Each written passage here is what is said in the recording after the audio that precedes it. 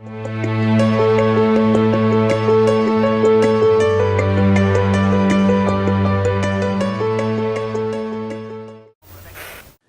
I suck at these best of. This is why I've got like thousands of books instead of 3.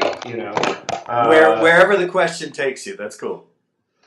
If I have a favorite disruptive change, it would be the general purpose computer, which I think is something that we're still coming to grips with. And I've given a lot of talks and done a lot of writing about this. But there's a thing that the layperson generally doesn't grasp that really is like the domain of computer science and has largely been the province of theory and not practice until recently. That is nevertheless a profound and important truth. And it dates back to Bletchley Park and Alan Turing and the early efforts to make computers during the Second World War. And it's Turing's insight that we know, in Turing's day, we knew how to make a machine that could solve what kind of problem. So if you needed to integrate a lot of equations in order to calculate ballistic ranging for a weapon, you could build a calculator that was really good at solving that problem. And that we could build kind of souped up calculators that could solve 2 or 3 problems. But what Turing worked out was that there was a design for a general purpose calculator called the Turing machine that could solve every program that we could express in symbolic logic, every problem we could express in symbolic logic.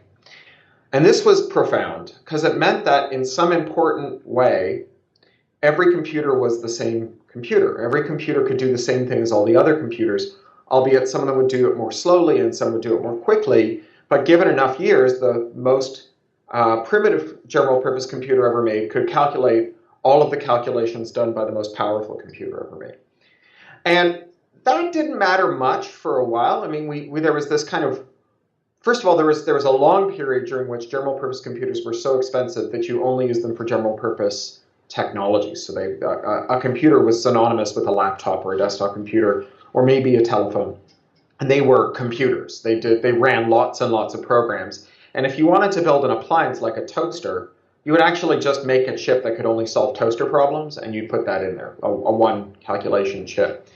And then what happened was the price of computer power got so cheap that making a special purpose chip was actually more expensive than just grabbing the slowest, cheapest, off-the-shelf general purpose computers and banging them into anything that you wanted, which meant that everything became a computer.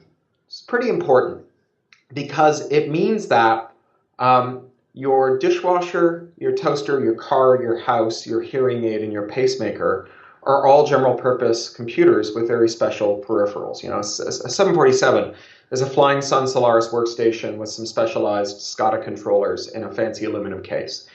And so the 2 interesting points about that are that, first of all, every problem we have now involves a computer because computers are everywhere.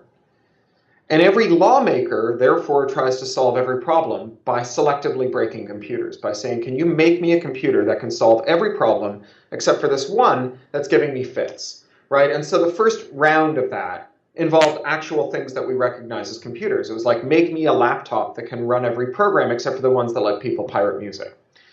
But we are rapidly entering the realm of make me a car that can run every program except for the one that lets thieves steal the car, or that lets people go hot rodding.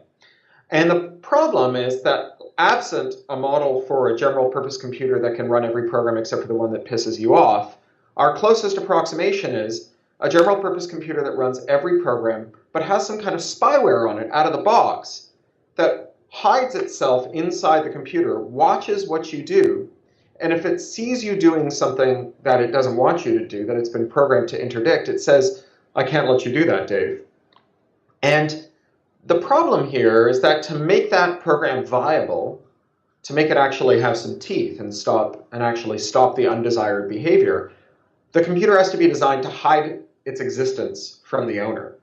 Computers have to be designed so that there are some programs and processes where if you ask the computer if they're there, the computer will lie to you and say, no, I don't see a file with that name in this directory. I don't see a process with that name running. And as soon as you have that, and you combine that with computers everywhere, a world made out of computers, you have this thing where we're like building into our pacemakers a facility for code to run that you can't see or stop or audit or even find out if it's there, and virus checkers can't see, and that you can't prevent, right? So that's just a bad idea, right? It's a bad idea, like on its face, to start designing parts of your body to lie to you, right? That we want the things that our lives literally depend on, our thermostats, our cars, our airplanes, our pacemakers, our hearing aids, our glucose meters. We want these things to faithfully represent their internal states to the people whose lives depend on them when asked. And yet, we are entering this long period. You know, the copyright wars weren't the last word in this. They were the first. We are entering this long period, I think a century, of fights in which well-meaning people with the best of intentions, because they fail to understand a point of subtle but important theory, are going to say, yes, this is the most desirable outcome. This is the lesser of two evils, having a car that hides secrets from you. But a car that hides secrets from you can run carjacking software that you can't turn off, right? A phone that can hide secrets from you can run recording software that you can't turn off. And that is such a dangerous idea for all of us that it makes it a really disruptive and really significant thing.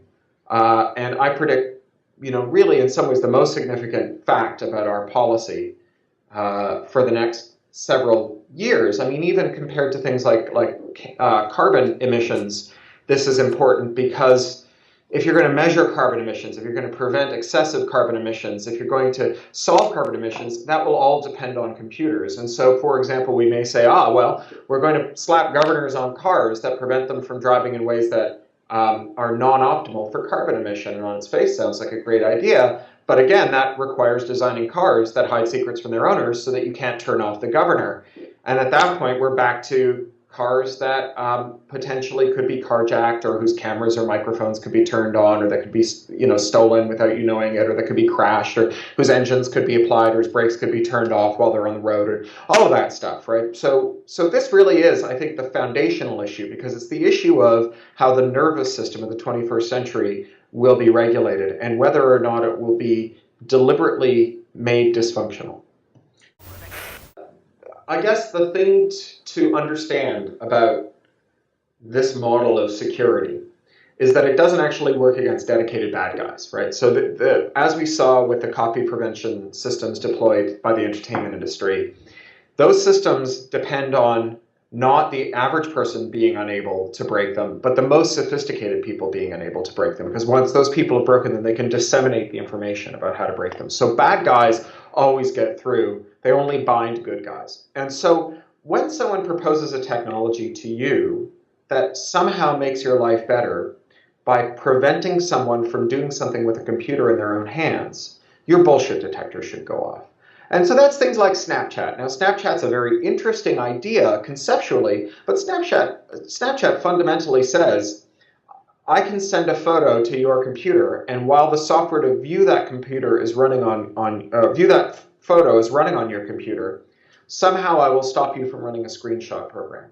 And that's like not technically plausible. As a game, Snapchat's really interesting, right? If the idea here is here's a game with some rules that the computer plays out for you, right? The photo is visible for a little while and then it disappears. That's great. As a security model for, like, for example, stopping naked pictures of yourself from being disseminated around the internet, it's a terrible, useless, worse than useless, false sense of security kind of idea. And so the principle that you need to understand is that there is no practical way to deploy a technology that stops remote parties from doing things with their computers that their computer should ordinarily be able to do, like save a file or make a screenshot or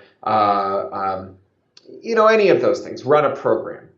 And that any solution that to problems, even real and important problems, that takes that as its starting point, that solution will actually just create lots of harm and won't do any good. And whether that's a governor for a 3D printer that stops it printing out guns, or parental control software that's supposed to stop kids looking at porn, all of those programs are going to do more harm than good and won't ultimately work against anyone who wants to get around them.